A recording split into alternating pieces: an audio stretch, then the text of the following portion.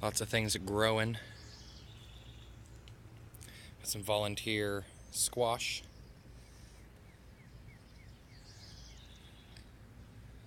Peonies are popping.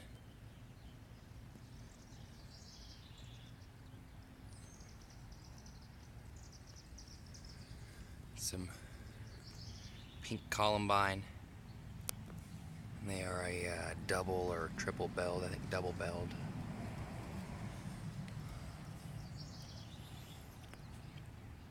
Irises all over are blooming. Got lots of different colors of irises. Apple mint. More columbine. Right next to it we've got some comfrey. Lots of comfrey coming up here. More bearded irises. Some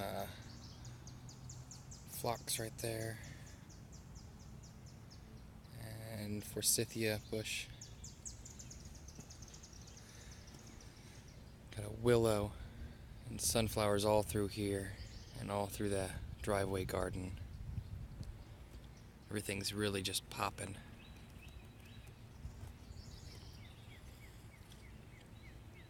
Hostas are doing great. Had some of this one in my salad last week. It's really really yummy. Got some good growth on our succulent section here, and really enjoying that.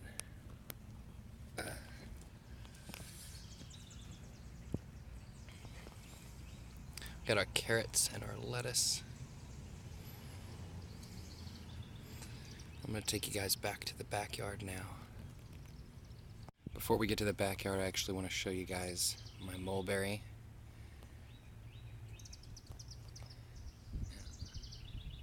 Now off to the backyard.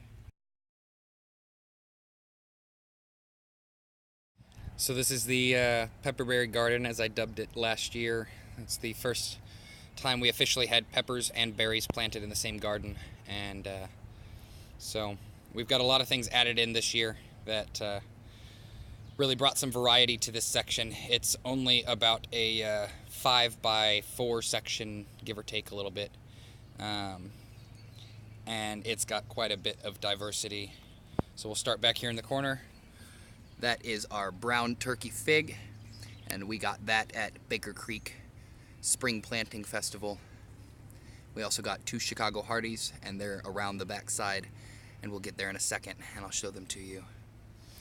And below that we've got some beans, lots of beans planted everywhere.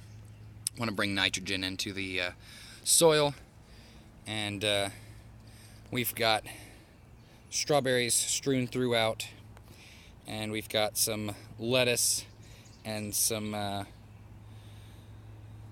pumpkins, and then we've got a nice bunch of kale there in the center, and right here and over here we have some basil.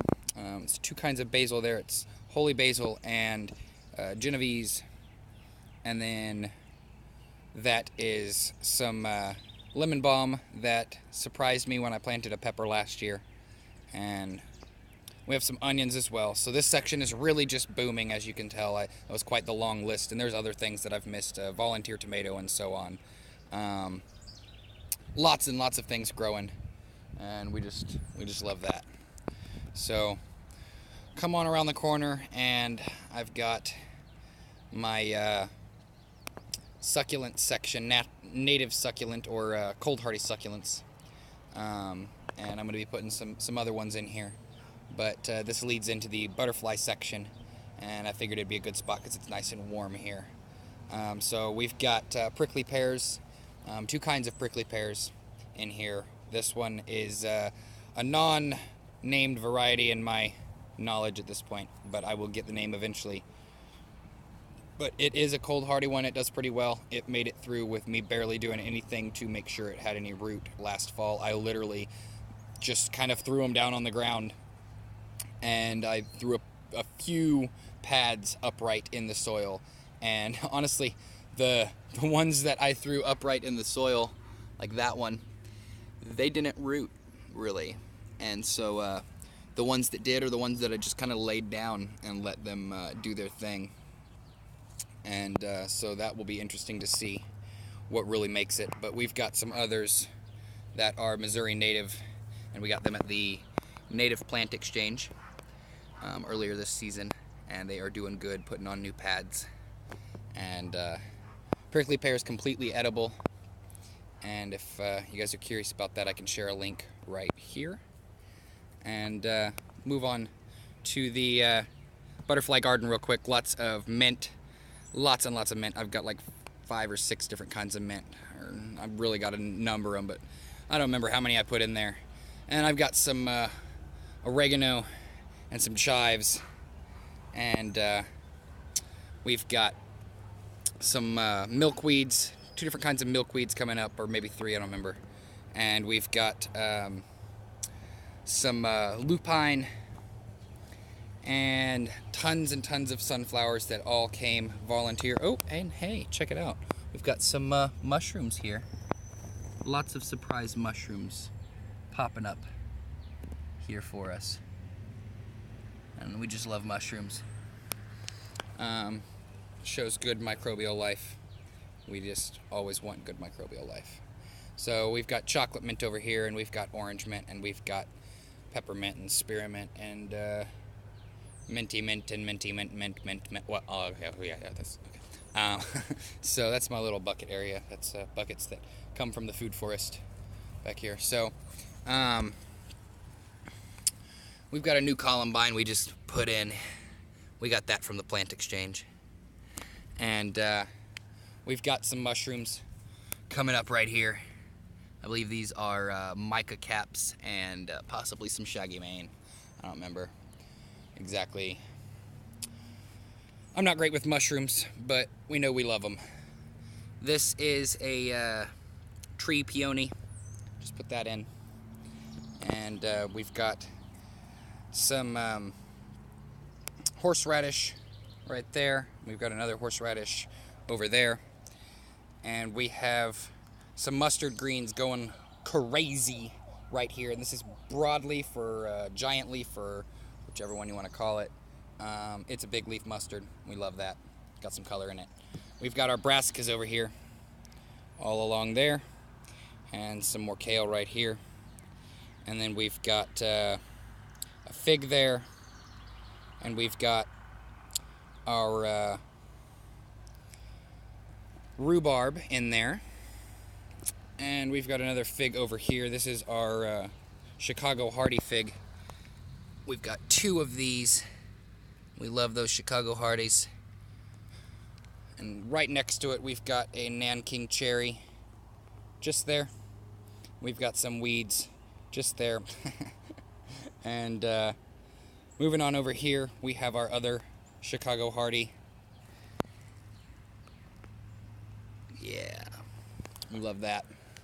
I'm gonna move on to my favorite tree of all. I just love the pawpaw. Yes, and here's a good leaf for you to help identify pawpaw in the wild. Pawpaws are one of my favorite American native fruits. They're one of the only American native fruits, and they are awesome. They are just so sweet and delicious. They're like eating a pudding that tastes like tropical awesomeness. I'm not great at describing it because it's just it has such a unique flavor, and you really can get so many different textures and flavors out of it. So for me, the first flavor I get is cotton candy, and I'm the only one that has, I think, ever felt that. But I don't know, maybe you try it and you will. So let me know what you think about pawpaws, and I sure love them. So over there we've got our indigo bush. It is in the pea family, and it will bring nitrogen and beauty because it's got a really nice flower. And you probably can't see it. Hey, my dog Giles is running off to probably greet somebody that's coming over. So I'm going to see what's going on there, and I'll be right back with you. Sorry about the interruption, but my dog decided he wanted to greet the mailman. But so we've got lots of growth going in the food forest. Step over here and I'll show you guys. We've got lots of foliage going on our methylae plum, and just beneath it we have beans. Lots and lots of beans going everywhere to bring nitrogen. And in here we have a potato going, and just on the other side of it we have some more horseradish root, and then we have white pumpkin just there, and we have beans and white pumpkin and beans, so on down the line. And we do have a tomato in here. This is a tie-dye tomato, and hopefully we get some nice fruit off of that. And big old bundle of beans just in there. And yeah, we get some creeper that comes up into here from the yard, but it pulls out real easy because it's just mulch, and we're not worried about that. So as you can see, it pulls out very, very easily. But this stuff generally just pulls out easy pretty much anywhere, I guess, kind of, to a point. So not too terribly concerned about that. And all in all, the food forest is looking great. Can't wait till it gets really full. Lots of growth, lots of fruit and veggies. And we need to mow, but I like the way it looks.